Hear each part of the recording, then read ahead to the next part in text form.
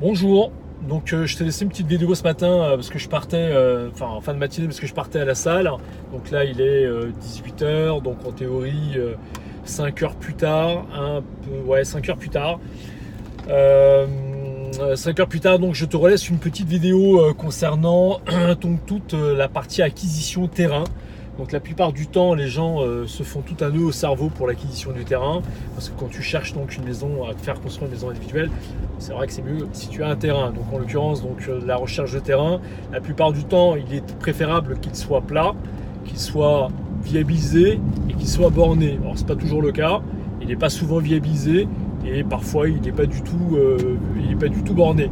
Donc ce sont des étapes très importantes qu'il faut effectivement faire réaliser le bornage par le géomètre, ensuite tout ce qui est viabilité par les services communaux ou tout simplement par les entreprises qui sont donc agréées par la commune pour la réalisation de ces différents travaux. Alors je suis désolé, je suis un petit peu crevé, tu vois, 5 heures de gym, 5 heures de salle, à mon avis, je suis un peu cuit.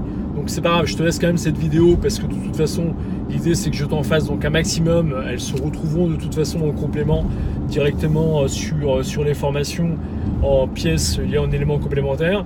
Mais en tout cas, si tu cherches donc un terrain en maison individuelle ou en collectif, c'est exactement la même chose, il faudrait au moins que tu aies ces éléments-là pour que tu puisses correctement avancer. Alors, j'ai vu que la plupart du temps, là j'ai reçu 2 messages donc, pour des questions très précises. Est-ce que je fais également du collectif?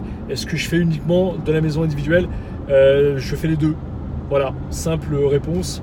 Les deux, maison individuelle, multiple ou simple, et également donc immeuble collectif. Au moins tu sauras.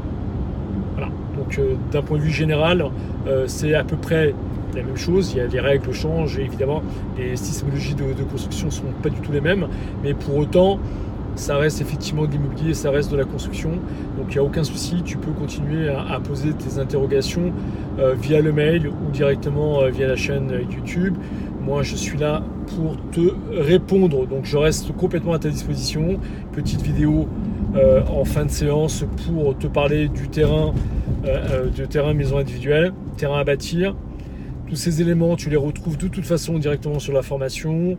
Là, tu as donc un lien en bio qui t'emmène directement sur le site et qui t'emmène sur la page des différentes formations disponibles. Donc, tu n'hésites pas. Tous les liens ne fonctionnent pas encore pour des problèmes, j'allais dire, de site principalement et de temps.